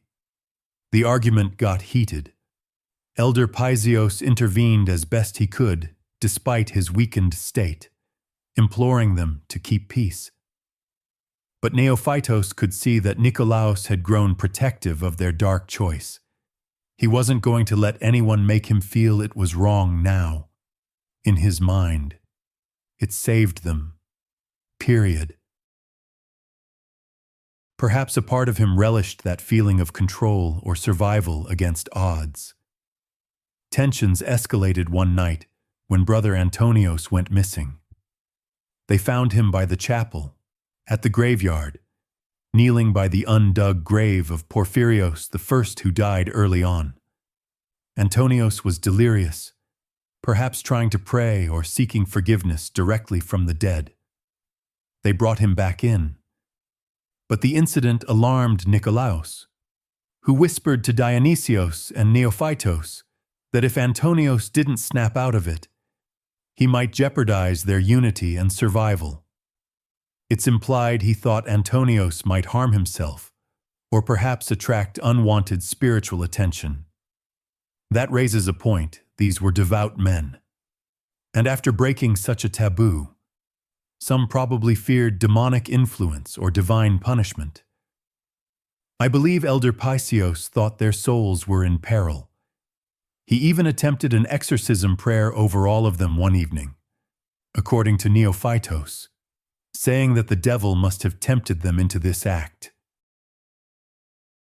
Ironically, Nikolaos retorted that perhaps it was God's angel who led them to it, to preserve the righteous. This theological clash shows how each tried to frame what happened in terms they could cope with. Perhaps neither fully right or wrong, but desperate to find meaning. Then comes the darkest turn of all, as their ghastly provisions ran low, and yes, the fact that they went through it shows some time passed, maybe a couple of weeks. The question arose, what happens when it's all gone? They had consumed most of the flesh of the 3 stored bodies. Only bones and some scraps remained, which Dionysios boiled for broth, cracking the bones for marrow until nothing was left. Neophytos notes the taste of marrow broth made him sick to recall later. yet he drank it eagerly at the time. The surviving monks now numbered maybe 7 Paisios: Neophytos, Nikolaos, Dionysios, Antonios, and perhaps 2 others not as often named. Maybe one was named Ioachim, another possibly a novice not mentioned much. They faced a renewed crisis, ironically. Their unnatural solution had only bought them so much time. And now, with March still bitter and no rescue, they were staring starvation in the face again. And that is when the line between necessity and evil truly blurred. Nikolaos began to insinuate that if anyone else were to die naturally, that would provide more sustenance for those left. It was an unspeakable suggestion, and he didn't outright say, "Let's kill someone." But Neophytos captured enough ominous subtext in Nikolaos's words that it chilled me. For instance, Nikolaos would comment on the failing health of elder Paisios, who by now was extremely weak from having abstained after the first cannibal meal and giving most of his share to others. Nikolaos said something like, "Our elder is not long for this world. God preserve him. We must be prepared to do what must be done when he passes, as mercifully as possible." On the surface, he couched it as caring, implying when Paisios dies, they should utilize him too, so his sacrifice of leadership would be double both spiritual guidance and physical nourishment. But the undertone was he considering hastening that death. Neophytos wondered too. He wrote that he started to fear Nikolaos's glances and hints. Brother Antonios, ironically, resolved that issue before it manifested further. One morning, they found Antonios dead in his cell, a small flask of some cleaning tincture, likely something like alcohol or turpentine used for lamp cleaning, in his hand. The poor soul had poisoned himself, overcome by guilt and unwilling to continue. He left a note scrawled in charcoal on the wall, "Give me. I cannot eat my brothers. I go to ask their forgiveness in person." It was a tragic suicide. This shook the remaining monks deeply, even Nikolaos. They were now 6. And here in Neophytos's writing, you sense the last shreds of sanity fraying. The horror hadn't ended with the cannibalism. It had only entered a new phase. They were grief-stricken by Antonios's suicide. Yet almost immediately, the cold, practical question arose what to do with his body. It's horrifying, but they all knew the implication. Another supply had just arrived. Elder Paisios, when he learned of Antonios's self-destruction, finally seemed to break fully. He apparently said, "This is unholy, all of it. We have become worse than beasts." And he insisted that Antonios be given a proper burial untouched, even if they had to chisel into the frozen ground by inches with their numb hands. In his mind, using Antonios's body after a suicide, a sin to them, would be compounding their damnation. It's as if he drew a line no more, even if it meant death. Nikolaos argued vehemently against burying such a valuable source of food. He likely didn't phrase it so crudely. But that was the gist. The more pious or guilt-ridden like Paisios and Neophytos now clashed with the survival-driven Nikolaos and perhaps Dionysios, who, while not eager, sided with Nikolaos out of fear of starving again. In the end, a compromise of sorts happened. If one can call it that, they left Antonios's body untouched for a night and day, out of respect or to see if any miracle or help arrived to obviate the need. But when none did, Nikolaos and Dionysios took matters into their own hands while the others slept, or pretended not to notice. In the dead of night, Neophytos heard them dragging Antonios's corpse to the kitchen, and he covered his ears at what faint sounds followed the cleaver chopping, the boiling water, He didn't go to help this time. His soul was revolted, but he also did not intervene. He confesses that he was a coward and simply let it happen, and later partook of the meat. Elder Paisios refused outright when offered, and by now he was so frail they didn't force him. Instead, they fed Paisios some broth or water, keeping him alive barely. One by one, the final line had been crossed.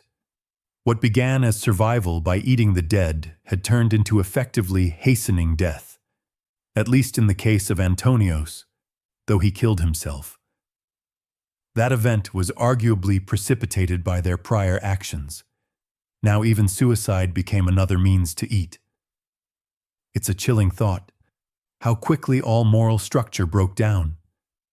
From here, Neophytos's entries become feverish, disjointed. I think he was falling into a kind of madness or sickness himself.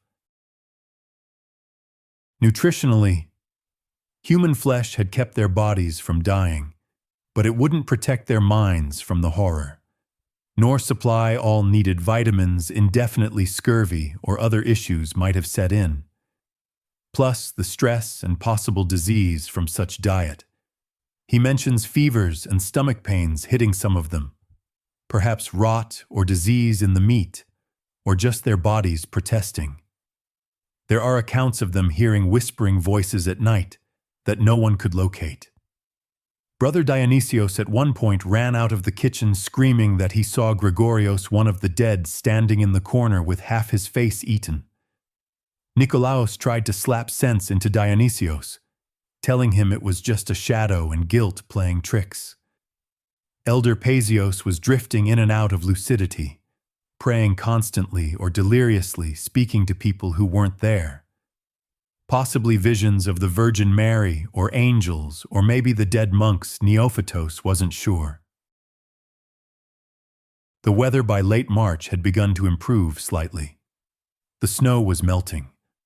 Ironically, deliverance was perhaps near. But in their isolated mental state, they couldn't be certain.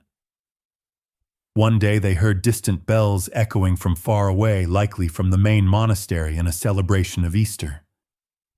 This indicated it was spring, and normally they would have been celebrating the resurrection joyously. Instead, they were huddled in gloom, feeling utterly removed from God's light. Hearing those bells, Neophytos writes, broke something in him. He realized that they had survived to Easter, but at what cost? He describes himself creeping to the shed where bones remained and sobbing, begging forgiveness of each name he could recall. Those bells of life contrasted with the deathly silence of their own monastery. Finally, in April, salvation came from outside. A group of monks from the main monastery, perhaps alerted that with weather better, they should check on the skeet, arrived. Neophytos describes seeing them approaching up the path on a bright morning, leading donkeys with supplies. He was outside gathering wood or perhaps burying waste, unclear when he saw them. Instead of joy, his first emotion was terror. Terror at what these normal monks, healthy, clean, unsuspecting, would find. He quickly ran to warn the others. They scrambled to hide any evidence of their deeds. Remains of meals or stored flesh were hastily buried or thrown off a cliff into the sea. They wiped clean the bloodstains, if any remained in kitchen or tools. They moved bones to make it appear the dead were maybe properly laid out, though incomplete bodies would be obvious if examined. Elder Paisios by then was on his deathbed, barely coherent. Nikolaos instructed Dionysios and Neophytos to stick to a story they'd been decimated by famine, losing many, and those who died were stored because the ground was too hard to bury. But they had not done anything untoward. He assumed the visiting monks might accept starvation as cause and not pry too deeply. When the rescue party arrived, They found a scene of utter misery, gaunt survivors, and death everywhere. The visitors were horrified by the state of things. Immediately, they provided food and water. Neophytos notes his conflicting feelings. The smell of fresh bread these outsiders brought made his mouth water. Yet the taste was almost alien after what he'd been consuming. Some survivors ate ravenously. Others couldn't stomach rich food and vomited, the classic refeeding syndrome possibly. The visitors started asking questions. How did so many die? Why hadn't they come for help? The survivors mumbled half-truth storms, isolation, illnesses. It likely satisfied the basic curiosity, as famine and plague were not uncommon tragedies. One of the rescue monks, while preparing to bury the dead properly, did notice something odd. He commented that the bodies were lighter or missing parts. Specifically, he said something like, wolves, pointing at some gnawed bones or dismemberment. Nikolaos quickly lied that wild animals had gotten into the shed or bodies while they were stuck inside during storms. The rescuer monk accepted this explanation, or at least didn't challenge it outright, though Neophytos saw him exchange a disturbed glance with another as they cleaned the remains. Elder Paisios died the day after rescue. It was as if he held on until help came, then let go. His last words, according to Neophytos, spoken to the monk from the main monastery, were "Forgive us." The outsider thought he meant for not reaching out, or making them worry perhaps, and assured him all was well now. But Neophytos knew Paisios meant something else entirely. The survivors Nikolaos, Neophytos, Dionysios, and perhaps one more who was barely mentioned, were taken back to the main monastery. They were cared for physically, but spiritually they were a wreck. They confessed, but notably, Neophytos writes that he did not initially confess the cannibalism to the main monastery's abbot. They all tacitly agreed to keep it hidden. Perhaps fear of excommunication or just sheer shame. They confessed only to failing to rescue brethren or not keeping faith, general guilt, which the abbot chalked up to survivor's guilt. However, Neophytos could not live with the secret. It ate at him worse than hunger ever had. After a few weeks, when he regained some strength, he sought a private audience with a wise elder, not Nikolaos. He avoided him. In the diary, he details how he poured out the whole truth in tears to this elder, a monk who was known for discretion and holiness. The elder was deeply shaken, but gave Neophytos absolution in a private capacity, imposing a severe penance and advising that this matter must remain within confession. For the scandal would harm many and the sin had been confessed to God. Neophytos respected that outwardly, but wrote that he still felt the need to document everything as a warning for future generations. Thus, his diary. Perhaps he never showed it to anyone in his lifetime, but writing it was his catharsis and act of honesty. He wrote, "Let my words be the voice of those whose bodies we took. Never again. Lord, may such a trial befall faithful men, for we proved too weak to stand against it." Nikolaos, on the other hand, apparently integrated back into monastic life with unsettling ease. According to hearsay, Neophytos notes, Nikolaos became very pious outwardly, a model monk, as if trying to drown his past or genuinely believing what they did was justified. He even rose in esteem. But Neophytos privately wondered if Nikolaos was haunted or if he had sacrificed his conscience for survival entirely. Brother Dionysios left the monastic life within a year. He returned to the world, which is unusual after vows, but not unheard of if one is deeply traumatized. Maybe the nightmares drove him out. The diary implies Dionysios could not bear to stay on Athos with memories in every kitchen smell. As for Neophytos himself, he remained on Athos but became a recluse, transferring to a tiny hermitage on the far side of the mountain. He spent the rest of his days in prayer and wrote that he fasted often, perhaps too much, in perpetual penance, ironic given how hunger had undone them. "I will never allow myself to forget the ravenous beast that lives in the heart of man," he wrote. He also mentioned carving the names of the lost brethren on a wooden cross he planted near the hermitage, so he could pray for their souls daily, feeling he owed them that. The final entries are years later, reflecting on the event with sorrow and a bit more clarity. Neophytos hoped God had forgiven them, but he wasn't sure he had forgiven himself. He believed the story should never be public, to not tarnish the holy mountain's reputation or the faith of others. But he kept the diary perhaps in case a time came when revealing it could serve a purpose, maybe as a moral lesson or cautionary tale. He ended his writing with a poignant thought: "We were men of God, yet we became as wolves, and though our bodies were saved, something in our souls died on that mountain in the winter of 78 and 79. If you read this, pray for us, for we were not evil men, but weak ones caught by evil circumstance." Reading that line, I had to close the notebook for a while and just breathe. It was overwhelming. The Diary of Neophytos is a raw, harrowing testament to how fragile our civility can be when pushed to the absolute brink, and how guilt can overshadow even survival. I closed Neophytos' diary, my hands trembling slightly. The oil lamp on my desk had burned low, its flame guttering and casting wavery shadows on the cell walls. It was nearly dawn. I had spent the entire night absorbed in that harrowing account.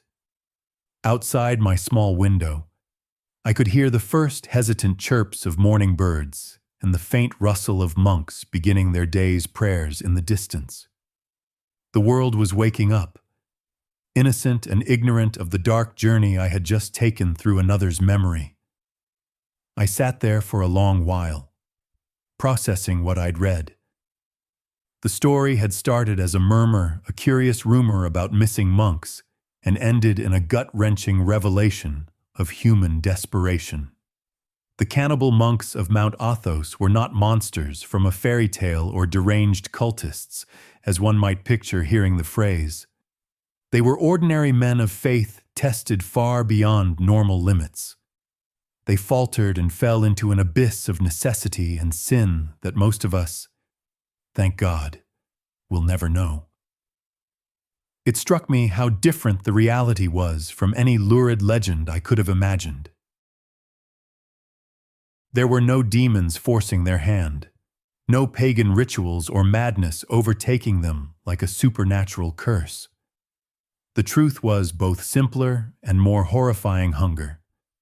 Starvation is a quiet, methodical killer that can wear down the strongest moral convictions. These monks had lived lives of discipline and charity, yet when starvation gnawed at them long enough, some began to see the unthinkable as their only salvation, and once that line was crossed, there was no easy way back. The real horror wasn't in some mythical evil, it was in what ordinary people can do to survive. History has recorded such horrors before shipwrecked sailors drawing lots to eat the unfortunate loser. Wagon train pioneers stranded in snow who turned to the bodies of their dead for sustenance. Soldiers in besieged cities boiling shoe leather and worse.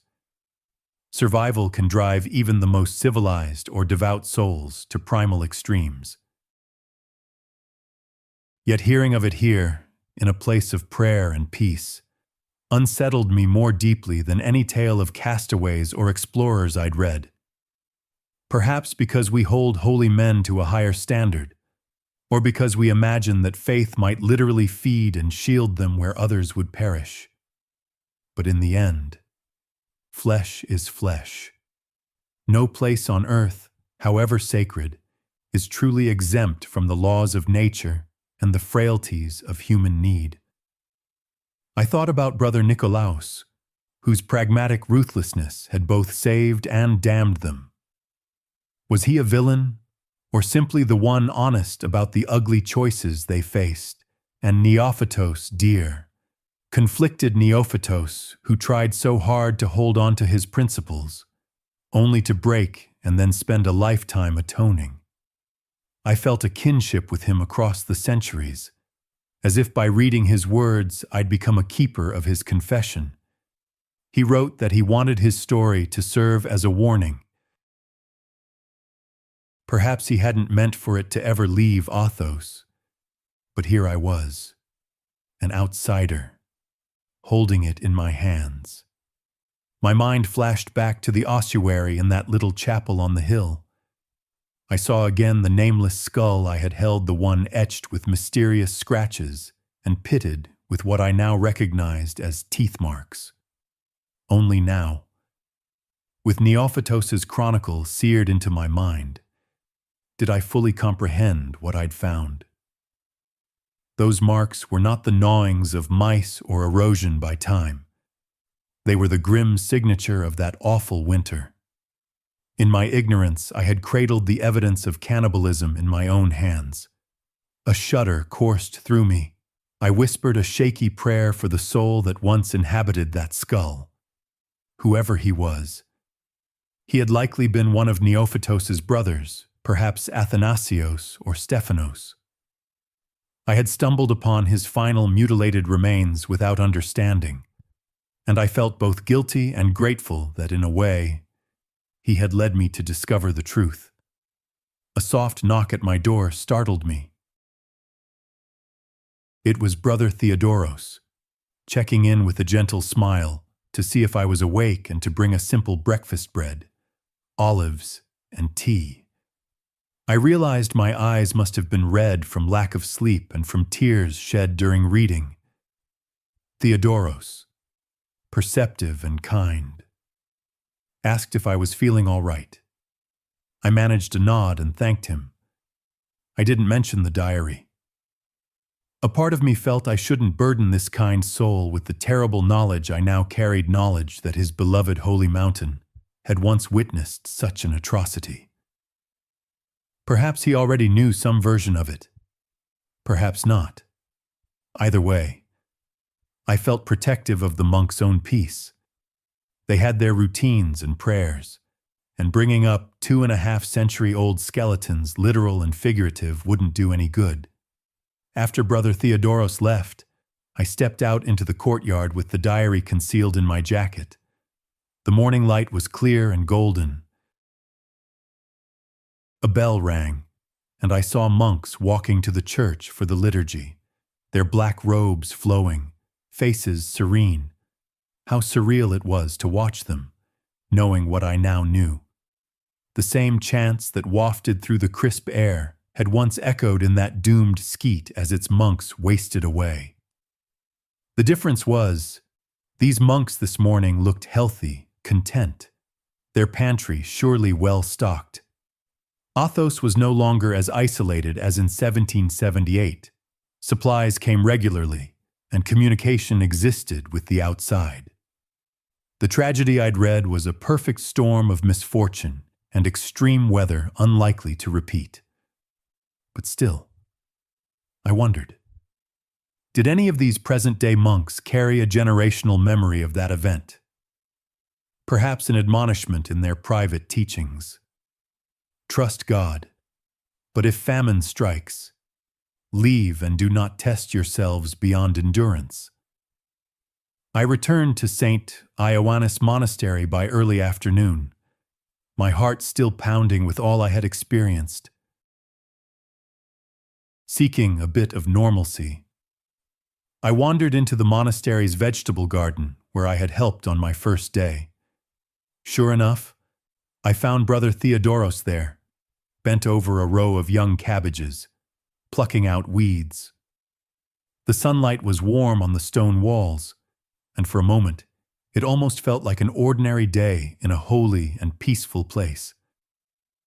Brother Theodoros looked up and greeted me with his shy smile. "You walk far today?" he asked kindly, dusting soil from his hands. I nodded, joining him in the garden bed. My mind was still racing, and I hesitated before speaking again. "Brother, I heard a story." I began softly. "A story about a skeet here that had a tragedy long ago. Do you know anything about that?" Theodoros's smile faded. He gazed at a patch of rosemary bushes by the wall, not meeting my eyes. "I think maybe you went to that old chapel." "Yes," he said quietly, when I didn't deny it. He sighed. "We hear little. Only that many died there a long time ago. Famine year." Very sad story. He pulled another weed, as if the task of tending the living plants steadied him. I crouched down to help, gently teasing out a thistle by its root. The monks who survived. What happened to them, I asked, trying to keep my voice even. Theodoros swallowed. They went to the great monasteries, I think, lived rest of their lives in repentance and prayer. He finally looked at me, and there was a sheen of moisture in his earnest brown eyes. "We don't speak of it. Not much. It is a caution. You understand, even the holiest can face trials. We pray never to have such test again." I realized he knew or guessed more than he was saying. Perhaps every generation of Athos monks is quietly warned of how far desperation can lead, without spelling it out. I didn't press him further. Instead, I placed a hand on his arm and simply said, "Thank you." Theodoros managed a faint nod. In his gentle face, I saw no judgment, only pity for those long-departed brethren, and perhaps for me, carrying this tale. At last, Brother Theodoros placed a hand on my shoulder, sensing my heavy thoughts. "We pray for them," he said simply. "Every time we say Kyrie eleison, maybe it is also for them." My eyes stung and I nodded. Somehow, I felt he had given me permission to let the tragedy be, to turn it into prayer instead of just sorrow. We worked in silence for a few more minutes, amid the rows of green, and then the bell rang to signal the afternoon's departure boat arriving at the dock below. It was time for me to go. Brother Theodoros and a few others walked with me to the pier to see me off. As I turned to go, Theodoros crossed himself and murmured, "God rest their souls." I echoed the sentiment in my heart, then hurried down the path with my pack, the leather diary safe inside it. That evening, I left Mount Athos on the same little ferry that brought me there. As the boat pulled away from the pier, I looked back at the peninsula. The peak of Athos was cloaked in violet dusk, a few lights from monasteries twinkling along the shore. It appeared so tranquil, so utterly apart from the worries of the world. A holy sanctuary, untouched people like to think. But now I knew that even here, terrible human struggles had played out. It made Athos more real to me, not less holy exactly, but more profoundly human. Holiness, after all, isn't the absence of sin and suffering, it's what emerges in spite of it. I leaned on the railing as the boat cut through calm waters. The sea was like glass, reflecting the first stars. A lone seagull trailed alongside the ferry for a short while, its white wings almost glowing in the moonlight. It let out a few plaintive cries, perhaps hoping one of us passengers might toss a scrap of food. I found myself transfixed by that gull. I thought of the one gull that had wandered into the skeet's grasp, becoming an unexpected supper so long ago. In that bird's lonely calls, I almost heard an echo of those past desperations. After a few minutes, the gull veered away and soared back toward the dim outline of Athos.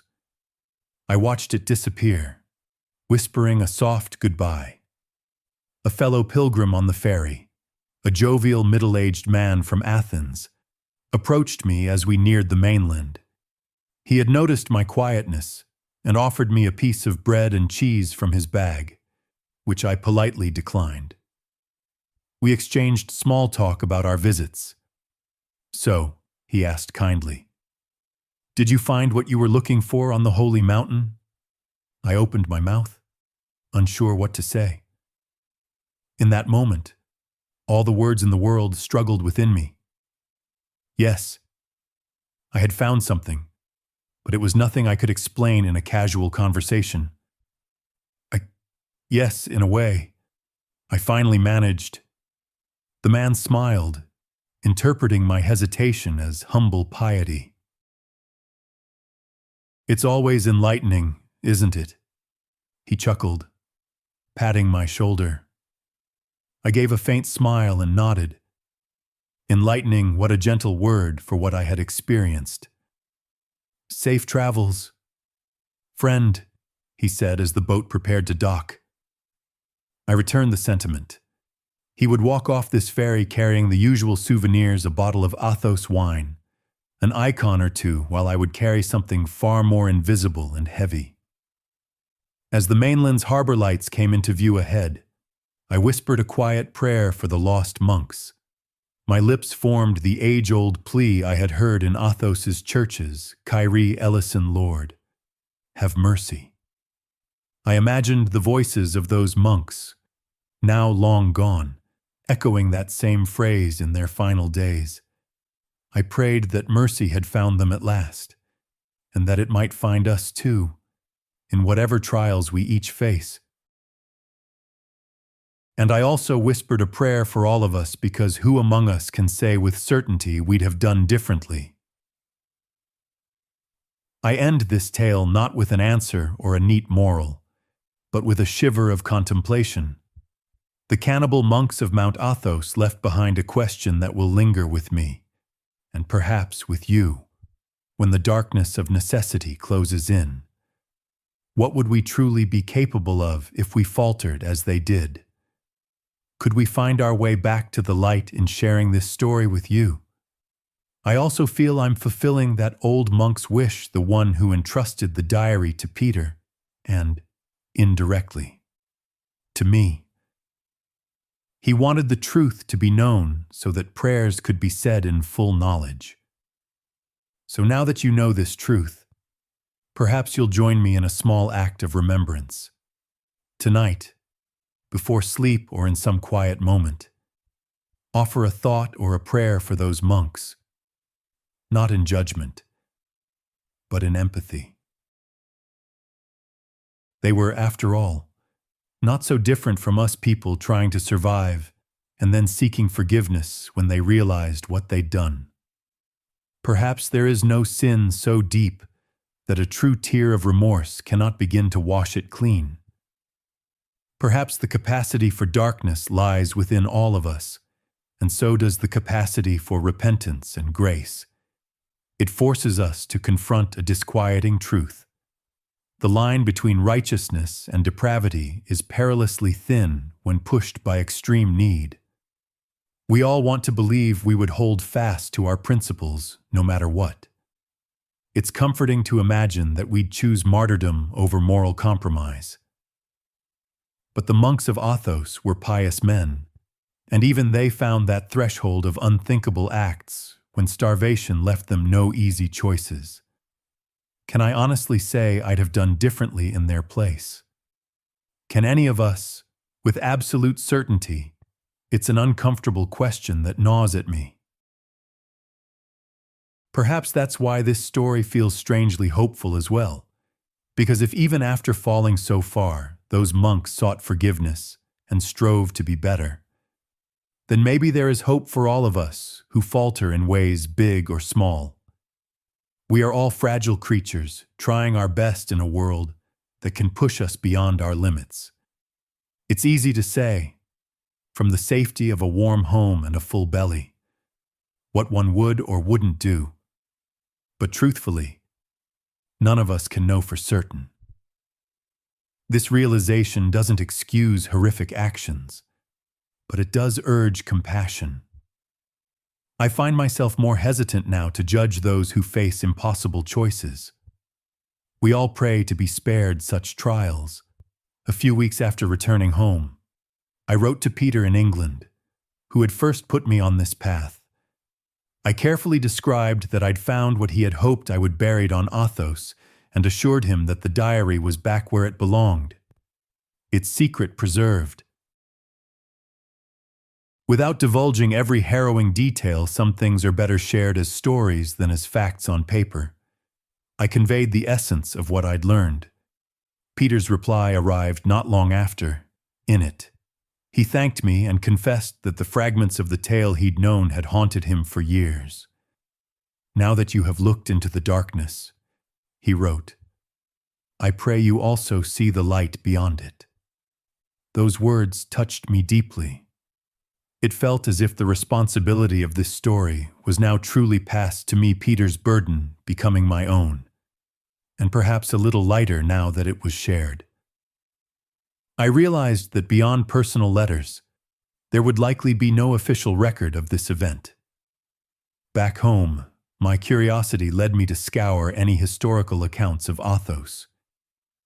In a centuries-old chronicle, I finally found a terse entry, winter 1778-79, the skeet of Saint lost most of its brethren to starvation, remaining monks reassigned. That was it. No hint of the true horror. How many other untold stories lie behind such dry lines in history books? Probably more than we'll ever know. The Holy Mountain keeps its deepest secrets well.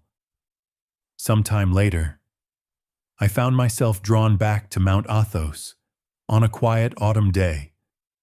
I made a second pilgrimage, shorter than the first. I didn't tell anyone exactly why I was going. I wasn't even sure myself until I arrived. Without much fanfare, I hiked up to that same ruined chapel on the hillside. The path was easier to find this time, etched into my memory. I brought with me a small beeswax candle from the main monastery. As I stepped into the chapel's silent interior once more, I noticed little had changed. The ivy had grown a bit thicker over the crumbling walls, and a bird's nest now occupied one corner of the rafters. The stack of skulls and bones in the side room remained, undisturbed. With a deep breath, I lit the candle. There was an old iron candlestick still standing near the altar, bent with rust, but serviceable.